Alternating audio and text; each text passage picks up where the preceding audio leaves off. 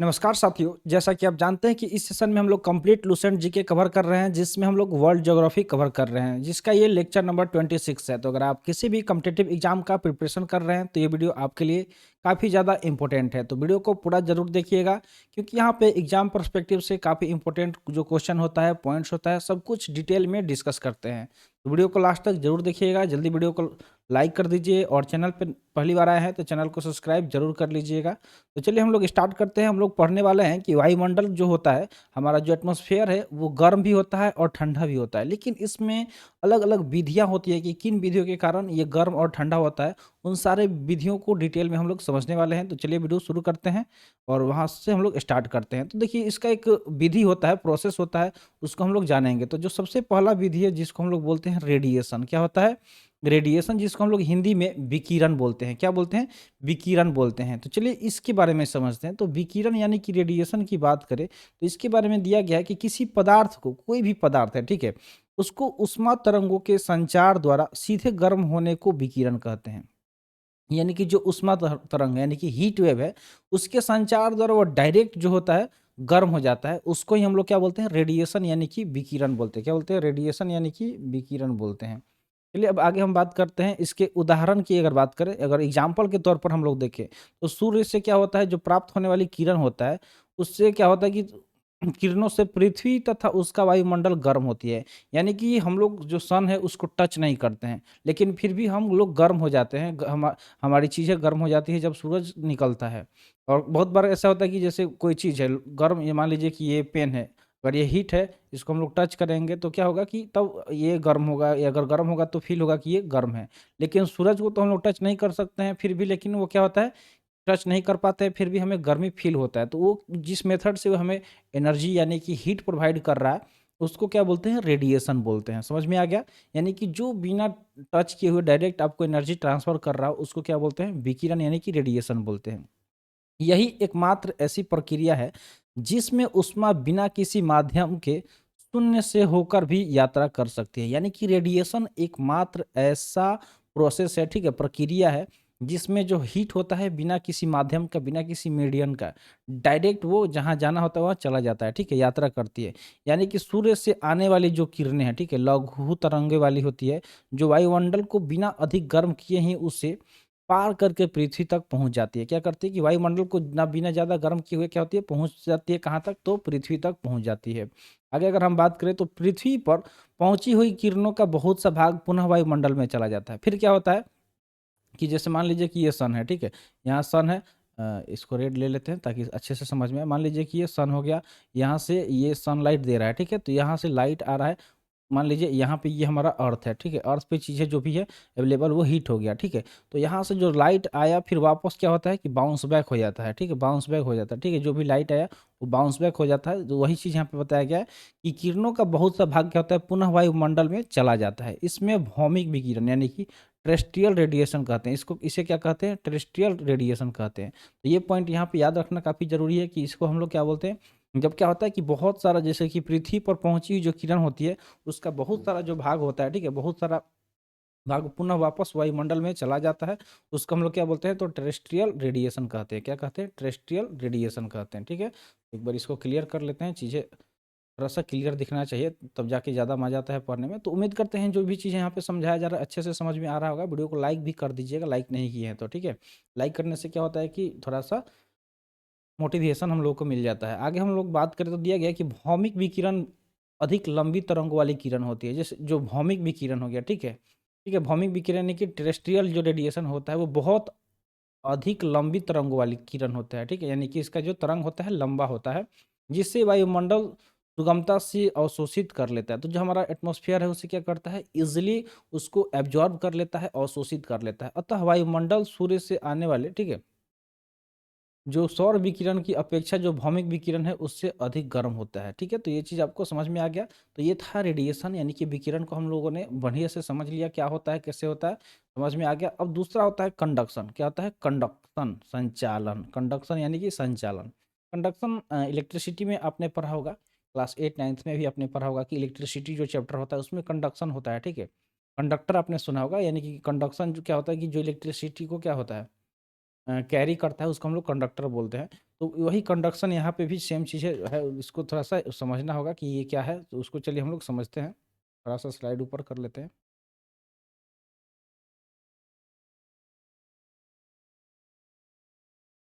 तो चलिए अब हम लोग इसको समझते हैं। तो अगर हम बात करें इसके बारे में, तो इसके बारे में क्या समझेंगे कि जब आसमान, ठीक है, जो आसमान ताप वाली 2 वस्तु, जो अब असमान, ठीक है, यानी कि एक अलग-अलग जो ताप वाली 2 वस्तुएँ हैं, ठीक है, एक-दूसरे के संपर्क में आती है, तो अधिक तापमान वाली वस्तु से कम तापमान वाली वस्तु की ओर ऊष्मा प्रभावित होती है। जैसे हम क्या किए कि मान लीजिए कि 2 ग्लास लिए, ठीक है? 1 ग्लास ये ले लिए, ठीक है? एक ये ग्लास ये लिए, ठीक है? 2 ग्लास ले लिए, दोनों को अलग-अलग कलर से वो कर लेते हैं, थोड़ा-सा समझने में ज़्यादा आसानी होगा। मान लिए कि ये ब्लू वाला क्या हो गया है? हॉट वाटर, ठीक है? हॉट वाटर यानी कि गर्म पानी हो गया, और यहाँ पे जो रेड वाला है सिंपल ये समझ लीजिए कि ये कोल्ड वाटर है, सी से कोल्ड वाटर हो गया। अब मान लीजिए कि क्या होगा कि हॉट वाटर है, तो जैसे ही दोनों या तो हॉट वाटर को कोल्ड वाटर में मिलाएँ तो, या फिर कोल्ड वाटर को हॉट वाटर में मिलाएँ, तो क्या होगा कि दोनों, जैसे ये हॉटनेस है वो कोल्डनेस की तरफ जाएगा, यानी कि सीधा-सा बात है, जो अधिक चीज़ें होती है वो कम की तरफ जाती है, ठीक है? यानी कि टेम्परेचर ज़्यादा जिसका होगा वो क्या करेगी, कम टेम्परेचर को अपना एनर्जी ट्रांसफ़र कर देगा, ठीक है? यानी कि उसको सामान ला देगा, तो उसको हम लोग कंडक्शन बोलते हैं। क्या उस तो इसमें समझ में आ गया कि क्या होता है? यही होता है कि मतलब एनर्जी ट्रांसफ़र हो जाता है, ठीक है? जिसके पास ज़्यादा होता है वो दूसरे को दे देता है, यानी कि जिसके पास कम होता है एनर्जी उसको दे देता है। यहाँ तक चीज़ें समझ में आ गया? अब हम बात करते हैं कि ऊष्मा का यह प्रभाव तब तक चलता रहता है जब तक दोनों वस्तुओं का तापमान एक जैसा न हो जाए। वायु ऊष्मा की कुचालक है, ठीक है? जो जो एयर है, ठीक है? जो एयर है वो कुचालक है किसका? तो हीट का, ठीक है? हीट का क्या होता है? बैड कंडक्टर ऑफ हीट होता है एयर, ठीक है? बैड कंडक्टर ऑफ हीट क्या होता है? एयर होता है। अतः संचालन प्रक्रिया वायुमंडल को गर्म करने के लिए सबसे कम महत्वपूर्ण है। यानी कि जो कंडक्शन प्रोसेस है, संचालन, ये वायुमंडल को गर्म करने की सबसे कम महत्वपूर्ण है। यानी कि इसका कोई खास रोल नहीं होता है हमारे एटमॉस्फेयर को गर्म करने में। इससे वायुमंडल की केवल निचली परतें ही गर्म होती हैं। जो हमारी सबसे निचली परत है, वही सिर्फ़ इससे गर्म हो सकती है, बाकी परतें इससे गर्म नहीं होती है। ये समझने वाली बात है, ठीक है? क्योंकि इसका ख़ास रोल होता ही नहीं है, तो इसलिए ये चीज़ यहाँ पे बताया गया। तो आई होप आपको कंडक्शन भी समझ में आ गया होगा। तो हम लोग बात कर लेते हैं आगे, तो अगला हम लोग बात करेंगे संवहन यानी कि कन्वेक्शन का। तो यहाँ पे 3 प्रक्रिया होता है, कौन-कौन सा? रेडिएशन, कंडक्शन और कन्वेक्शन, ठीक है? यानी कि संवहन। तो संवहन अब समझते हैं। रेडिएशन समझ में आ गया, जिसमें बिना छुए, जैसे मान लीजिए कि सिंपल, आपको आगे हम समझा देते हैं, पहले इसका डेफिनेशन समझ लेते हैं, फिर आपको इतना ईज़ी वे में समझाएँगे कि आप इसको भूल नहीं पाइएगा। आप भी सोचिएगा कि वाह! सर ने क्या अच्छे तरीके से समझाया, हम इसे भूल नहीं पाएँगे। तो किसी गैसीय अथवा तरल पदार्थ के एक भाग से दूसरे भाग की ओर उसके अणुओं द्वारा ऊष्मा के संचार को संवहन कहते हैं। यानी कि कोई भी गैसीय, चाहे वो लिक्विड हो गया या फिर गैस हो गया, ठीक है? यहाँ पे दिया गया है कि गैसीय अथवा जो तरल पदार्थ है, उसके एक भाग से दूसरे भाग की ओर जो अणु होता है, उसके द्वारा ऊष्मा को जो जो संचार होता है उसको संवहन कहते हैं, ठीक है? तो उसके द्वारा जो का संचार होता है उसको संवहन कहते हैं। यह संचार गैसीय तथा तरल पदार्थों में इसलिए होती है क्योंकि उनके अणुओं के बीच का संबंध कमजोर होता है। तो आपने पढ़ा होगा सॉलिड, लिक्विड, गैस, ठीक है? पहले उसको हम लोग समझ लेते हैं। एक बार सॉलिड, लिक्विड, गैस भी समझना काफ़ी ज़्यादा ज़रूरी है। तो उसको हम लोग इधर समझ लेते हैं कि वो क्या होता है। तो जैसे मान लीजिए कि ये पार्ट हो गया सॉलिड, ये पार्ट हो गया लिक्विड और ये पार्ट हो गया गैस। तो इसके अंदर क्या होता है? अणु, ठीक है? तो इसमें इस तरीके से मान लीजिए कि सॉलिड में जो पूरा एकदम से जो पार्टिकल होता है उसके अंदर का, वो पूरा एक साथ इस तरीके से रिजिडली क्या होता है? बंधा हुआ होता है, ठीक है? इसके इसके बीच का बॉन्ड काफ़ी स्ट्रॉन्ग होता है, इस तरीके से पूरा होता है। वही अगर हम ये हो गया सॉलिड, ठीक है? ये सॉलिड हो गया यानी कि ठोस हो गया, ठीक है? क्या हो गया? ठोस हो गया। वहीं अगर हम बात कर ले लिक्विड यानी कि द्रव, ठीक है? लिक्विड यानी कि द्रव की बात कर लेते हैं, तो द्रव में क्या होता है? ये जो थोड़ा-सा दूर-दूर पे होता है, ठीक है? इसके जो पार्टिकल होते हैं वो थोड़ा-सा दूर-दूर पे होते हैं। और गैस में काफ़ी दूर-दूर पे होते हैं, इस तरीके से होता है, ठीक है? तो इस वजह से ये चीज़ें होती हैं, ठीक है? इस वजह से क्या होता है कि ये लिक्विड जो होता है, ठीक है? लिक्विड यानी और गैस में ज़्यादा देखने को मिलता है क्योंकि इसके बीच में गैप ज़्यादा है, तो ये यहाँ से जल्दी ट्रांसफ़र करेगा, ये इसको ज़्यादा ट्रांसफ़र करेगा। तो इस वजह से क्या होता है कि इन लोगों में जो क्या होता है कि ये ठोस जो पदार्थ होता है उसमें यह प्रक्रिया नहीं होती है। रीज़न क्या है कि ये रिजिडली क्या होता है कि बॉन्ड इनका काफ़ी स्ट्रांग होता है, इस वजह से इनमें नहीं होता है और लिक्विड और गैस में देखने को मिलता है। जब वायुमंडल की निचली परत भौमिक विकिरण अथवा संचालन से गर्म हो जाती है तो उसकी वायु फैलती है, जिससे उसका घनत्व कम हो जाता है। क्या होता है कि मतलब भौमिक विकिरण हमने देखा, टेरेस्ट्रियल रेडिएशन, उसके या फिर कंडक्शन की वजह से क्या होता है कि जो निचली परत है वायुमंडल की वो क्या हो जाता है, गर्म हो जाता है। निचली परत क्या हो जाता है, गर्म हो जाता है। उसके बाद क्या होता है, आइए समझते हो। तो इसके बाद क्या होता है कि उसकी जो वायु होती है वो फैलने लगती है। इस तरह वायु फैलने का मतलब क्या होता है कि जैसे वायु थोड़ा दूर में है तो उसके बीच का जो मॉलिक्यूल है वो काफ़ी करीब करीब है। वो जब उसको गर्म की होगा तो धीरे धीरे दूर दूर होने लगेंगे, ठीक है, अलग अलग होने लगेंगे तो फैलने लगता है, जिससे उसका घनत्व कम होता है। जैसे वो दूर दूर होंगे तो उसका डेंसिटी यानी कि जो घनत्व होगा वो क्या हो जाएगा, कम हो जाएगा। घनत्व कम होने से वह हल्की हो जाती है, उससे क्या होगी, हल्की हो जाती है और ऊपर को उठती है। इस प्रकार वह वायु निचली परत की ऊष्मा को ऊपर ले जाती है। इस तरह क्या होगा कि जो हवा है नीचे से ऊपर जाएगा, जैसे जैसे हल्का होगा ना, कोई भी चीज़ गर्म करते हैं तो हल्का होने लगता है क्योंकि वो फैलने लगता है, ठीक है। जब फैलने लगेगा तो हल्का हो जाएगा, हल्का हो जाएगा तो ऊपर की तरफ जाने लगेगा, ठीक है। इससे क्या होगा कि ऊपर की जो ठंडी हवा है उसके जगह पे गर्म हवा चल जाएगा। मतलब जो गर्म हवा ऊपर चला जाएगा और ठंडा हवा नीचे चला जाएगा, ठीक है। तो इससे क्या होगा कि ये प्रक्रिया चलता रहेगा और कुछ देर बाद वह भी गर्म हो जाएगा। तो जो ठंडा हवा नीचे है वो भी गर्म होकर ऊपर चला जाएगा, फिर उसके जगह जो ठंडा हवा रहेगा वो फिर नीचे आ जाएगा। तो ये तरीके से ये साइकिल चलता रहेगा। इस प्रकार संवहन प्रक्रिया द्वारा वायुमंडल क्रमशः नीचे से ऊपर गर्म होता रहता है। वायुमंडल गर्म होने से यह मुख्य भूमिका निभाता है। तो वायुमंडल गर्म होने में क्या करता है कि ये जो प्रक्रिया है कन्वेक्शन, ये एक बहुत इंपॉर्टेंट रोल प्ले करता है। ये चीज़ समझ में आ गया। चलिए अब हम लोग इस पेज में आगे चलते हैं, तो पहले इसको क्लियर कर लेते हैं। जो भी चीज़ हमने यहाँ पे लिखा हुआ है इसको थोड़ा सा क्लियर कर लेते हैं, ठीक। काफ़ी वो लगने लगता है, भद्दा सा लगने लगता है पेज। तो ये सारा चीज़ समझ में आ गया। अब हम लोग चलते हैं इसके दूसरे तरफ में, ठीक है, दूसरे पेज के दूसरे तरफ में चलते हैं। तो अब हम लोग यहाँ पे बात कर लेते हैं अभी एडवेक्शन, ठीक है। एक एडवेक्शन होता है, एडवेक्शन भी हम लोग समझ लेते हैं, ठीक है। एडवेक्शन क्या होता है, जिसको अभिवहन कहा जाता है। एडवेक्शन को क्या कहा जाता है, अभिवहन। तो ये चौथा टाइप्स है, ठीक है, चौथा प्रोसेस है, इसको हम लोग समझते हैं। तो यह प्रक्रिया में जो ये प्रक्रिया होता है, इस प्रक्रिया में ऊष्मा का क्षैतिज विशेष में स्थानांतरण होता है और गर्म वायु राशियों जब ठंडे इलाकों में जाती है तो गर्म कर देती है, ठीक है। तो क्या होता है कि ये देखिए अभिवहन में क्या होता है कि इस प्रक्रिया में उष्णा का क्षैतिज विशेष में स्थानांतरण होता है, ठीक है। क्षैतिज विशेष में क्या होता है, इसका स्थानांतरण होता है, यानी कि जाता है। वर्म जो गर्म वायु राशियाँ होती है जब ठंडे इलाकों में जाती है तो उन्हें गर्म कर देती है। इससे ऊष्मा का संचार निम्न अक्षांशीय क्षेत्रों में उच्च अक्षांशीय क्षेत्रों तक भी होता है। वायु द्वारा संचालित समुद्री धाराएं भी उष्ण कटिबंधों से ध्रुवीय क्षेत्रों में उष्णा का संचार करती है। तो ये चीज़ समझ में आ गया। इसमें क्या होता है कि जैसे क्या होता है कि जो गर्म वायु राशि होती है वो ठंडे इलाकों में जाती है और उन्हें गर्म कर देती है, ठीक है। ये एडवेक्शन के प्रोसेस में यही होता है। आगे हम बात करते हैं समताप रेखा के बारे में कि समताप रेखा क्या होता है। तो ये क्या है, इमेजिनरी लाइन है, काल्पनिक लाइन है। इसके बारे में बात करते हैं कि वह कल्पित रेखा जो समान तापमान वाले स्थानों को मिलाती है, यानी कि जहाँ जहाँ टेम्परेचर सेम होता है उनको मिलाने का काम करती है, ठीक है। उसको हम लोग समताप रेखा बोलते हैं। समताप रेखाओं तथा तापमान के वितरण के निम्न लक्षण है। तो जो समताप रेखा है और तापमान का जो वितरण है उसके कुछ लक्षण भी है जिसको हम लोग समझते हैं। तो यहाँ पे अलग अलग लक्षण दिया गया है, 1 2 3 4 5 इस तरीके से। तो हम लोग एक एक करके समझेंगे। तो सबसे पहले पॉइंट नंबर 1 समझ लेते हैं। तो पॉइंट नंबर 1 की अगर हम बात करें तो चलिए इसके बारे में देख लेते हैं कि क्या दिया गया है। तो दिया गया है कि समताप रेखाएं पूर्व पश्चिम दिशा में अक्षांशों के लगभग समांतर खींची जाती है। तो ये क्या होता है कि जो समताप रेखा होता है वो पूर्व पश्चिम दिशा में जो अक्षांश होते हैं उसके लगभग समांतर यानी कि पैरेलल उसको ड्रॉ किया जाता है।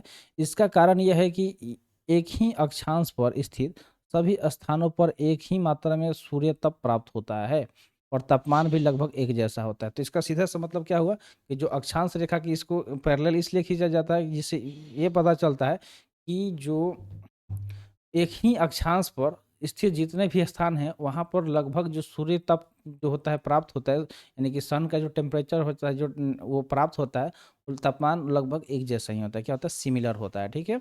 दूसरा पॉइंट की अगर हम बात करें तो दूसरा पॉइंट क्या दिया गया है इसको समझते हैं। तो जल और स्थान पर तापमान भिन्न होते हैं, अतः तटों पर सम तापमान रेखाएं अकस्मात मुड़ जाती है। तो जो देखिए जल होता है यानी कि जो पानी होती है वहाँ पे क्या होता है वहाँ पे, और जो स्थान यानी कि स्थल है, ठीक है, यानी कि सीधा सा समझिए भूमि और जल दोनों में टेम्परेचर का अंतर दिखता है। तो अतः इस तरह क्या होता है कि जहाँ तट होता है, यानी कि जो तटीय क्षेत्र होते हैं, वहाँ पे समताप जो रेखाएं हैं वो क्या होती है, मुड़ जाती है, ठीक है, उसको घुमा हुआ देखिएगा। आगे हम बात करते हैं नेक्स्ट। तो अगला जो थर्ड पॉइंट क्या दिया गया है, तो थर्ड पॉइंट की बात करें तो दिया गया है कि दक्षिणी गोलार्ध में जल भाग अधिक है।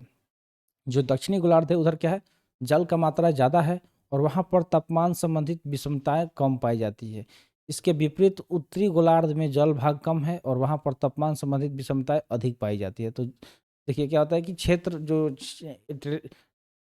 जो भूमि है, ठीक है, जो जमीन हो गया, उधर क्या होगा कि तापमान अलग होगा, ज़्यादा होगा, तो इसलिए मतलब भूमि जिधर कम है, ठीक है, जिधर भूमि कम है उधर क्या होगा कि तापमान संबंधित विषमता अधिक पाई जाएगी, यानी कि अलग अलग तापमान अलग अलग जगह पे ज़्यादा इधर उधर पाया जाएगा। और जिधर जल ज़्यादा है उधर क्या होगा कि एक समान लगभग सिमिलर ही दिखाया जाता है। इस कारण दक्षिणी गोलार्ध में समताप रेखाओं में मोड़ कम आते हैं, यानी कि जब दक्षिणी गोलार्ध की तरफ देखेंगे तो उसमें मुरान कम दिखेगा कि इसमें समताप रेखा है। वही अगर हम उत्तरी गोलार्ध में देखें तो ज़्यादा जिगजैग लाइन आपको दिखेगा, इस वजह से क्योंकि वहाँ पे भूमि है और अलग अलग, जैसे मान लीजिए कि रेत है तो रेत का टेम्परेचर ज़्यादा होता है नॉर्मल सॉइल से, तो ठीक है, इस वजह से क्या होगा कि उधर रेखा आपको ऊपर नीचे देखने को ज़्यादा मिलेगा, जिगजैग यानी कि टेढ़ा मेढ़ा देखने को ज़्यादा मिलेगा। और उनकी पूर्व पश्चिमी दिशा अधिक स्पष्ट होती है। चौथा अगर हम बात करें तो चौथा यहाँ पे पॉइंट क्या दिया गया है, तो चौथा पॉइंट दिया गया है कि समताप जो रेखा है, ठीक है, समताप रेखाओं के बीच की दूरी को तापमान प्रवणता यानी कि तापमान के बदलने की दर का अनुमान लगाया जा सकता है। यदि समताप रेखाएं एक दूसरे के निकट होती है तो ताप प्रवणता अधिक होती है। इसके विपरीत यदि समताप रेखाएं एक दूसरे से दूर होती है तो ताप प्रवणता कम होती है। सीधे बात समझ लीजिए कि जो समताप रेखाएं हैं उसके बीच की जो दूरी है उससे ताप प्रवणता यानी कि तापमान के बदलने की दर का अनुमान लगाया जाता है कि कितना तापमान बदल सकता है। यदि समताप रेखाएं जो है, ठीक है, एक दूसरे के निकट होती है तो ताप प्रवणता अधिक होती है। इसके विपरीत माने कि इसके जस्ट उल्टा, यदि समताप रेखा एक दूसरे से दूर हुई तो ताप प्रवणता कम हो जाएगी, ठीक है, दूरी पर कम और नज़दीकी पे ज़्यादा। ये बात समझ में आ गया। अगला पॉइंट जो है पांचवा पॉइंट इसको हम लोग देखते हैं क्या दिया गया है। तो पांचवा पॉइंट यहाँ पे दिया गया है कि उष्णकटिबंधीय प्रदेशों में तापमान अधिक होता है। जो उष्णकटिबंधीय प्रदेश है वहाँ पे तापमान क्या होगा, अक्सर अधिक होता है। अतः अधिक मूल्य वाली समताप रेखाएं उष्णकटिबंध में होते हैं, यानी कि जिनकी वैल्यू ज़्यादा है वो कहाँ पे होंगे, तो उष्णकटिबंधीय क्षेत्र में समताप रेखाएं ज़्यादा देखने उस दर मिलती है, ठीक है। ध्रुवीय प्रदेशों में तापमान बहुत ही अधिक होता है, अतः वहाँ पर कम मूल्य की समताप रेखाएं होती हैं। संसार के अधिकांश क्षेत्रों के लिए जनवरी एवं जुलाई के महीनों में न्यूनतम अथवा अधिकतम तापमान पाया जाता है। तो संसार के बहुत सारे ऐसे क्षेत्र हैं जहाँ पे जनवरी में क्या होता है, जनवरी में जो टेम्परेचर होता है ज़्यादातर कम देखने को मिलता है, वहीं जुलाई में टेम्परेचर ज़्यादा देखने को मिलता है। ये पूरे वर्ल्ड में मैक्सिमम जगह पे ये होता है, ठीक है, ये नहीं है कि सब जगह ऐसा होता है, मैक्सिमम जगह पे होता है, ठीक है। यही कारण है कि तापमान विश्लेषण के लिए बहुधा इन्हीं 2 महीनों को चुना जाता है, ठीक है, बहुधा, ठीक है। तो ये 2 महीना का क्या होता है कि पॉइंट मान लिया जाता है कि ज़्यादा टेम्परेचर जनवरी में सब जगह पे पाया जाता है और मतलब कम टेम्परेचर और ज़्यादा जुलाई में सब जगह पर ज़्यादा पाया जाता है। अब हम बात करेंगे तपांतर के बारे में। क्या बात करेंगे, तपांतर यानी कि रेंज ऑफ टेम्परेचर क्या होता है, इसको हम लोग बात कर लेते हैं कि रेंज ऑफ टेम्परेचर क्या होता है, उसको हम लोग आगे बात करेंगे। तो चलिए आगे बढ़ते हैं। रेंज ऑफ टेम्परेचर की बात करें तो अधिकतम, ठीक है, अधिकतम तथा न्यूनतम क्या दिया गया, अधिकतम तथा न्यूनतम तापमान के अंतर को तपांतर कहते हैं। यानी कि जो सबसे ज़्यादा टेम्परेचर हो गया, ठीक है, हाई टेम्परेचर, और एक हो गया लो टेम्परेचर।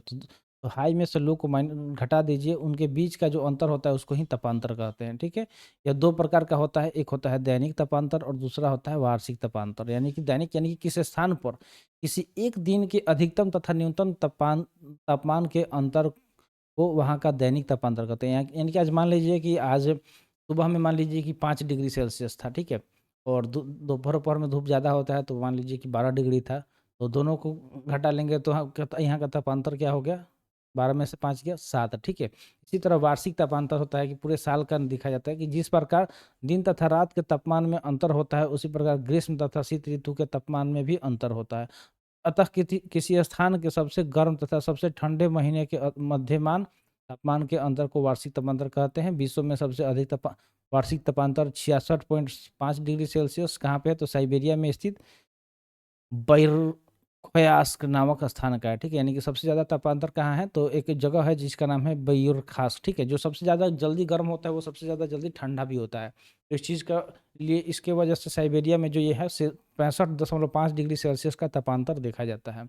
नेक्स्ट है कि किसी भी स्थान विशेष के औसत तापमान तापक्रम तथा उसके अक्षांश के औसत तापक्रम के अंतर को तापीय विसंगति कहते हैं। तापीय विसंगति आपसे जब भी पूछा जाएगा तो क्या कहिएगा कि किसी भी स्थान विशेष के औसत तापकरण, ठीक है, यानी कि जो एवरेज तापकरण हो गया उसके अक्षांश के औसत तापकरण के अंतर को तापीय तापीय विसंगति कहते हैं। क्या कहते हैं? तापीय विसंगति कहते हैं। तो यहाँ तक चीज़ें आपको समझ में आ गया। उम्मीद करते हैं जो भी चीज़ें बताई गई होगी आपको समझ में आया होगा ढंग से। नहीं आया तो एक बार फिर से इसको देखिए, अच्छे से समझ में आ जाएगा, क्योंकि हमने काफ़ी अच्छे से आपको समझाने का कोशिश किया है। आगे का जो हम सेशन लाएंगे उसमें बात करेंगे वायुमंडलीय दाब, पवन एवं वायु राशियाँ, ठीक है। ये जो चीज़ें है इस ये जो पॉइंट्स है इसको हम लोग आने वाले सेशन में कवर करेंगे। तो इसको ध्यान से हम लोग समझेंगे। अभी तक जो भी चीज़ें आपने देखा समझा, आपको कैसा लगा कमेंट सेक्शन में ज़रूर बताइएगा। और पीछे हमने हिस्ट्री भी कवर किया हुआ है इस बुक का, लूसेंट का। तो हिस्ट्री का क्लास आपने नहीं देखा है तो कंप्लीट प्लेलिस्ट मिल जाएगा, उसको ज़रूर देखिए और आने वाले एग्जाम में 4 के आइए, क्लियर करके आइए। तो उम्मीद करते हैं वीडियो इन्फॉर्मेटिव लगा होगा, मज़ा आया होगा सेशन में। तो मिलते हैं फिर अगले वीडियो में। Thanks for watching. जय हिंद।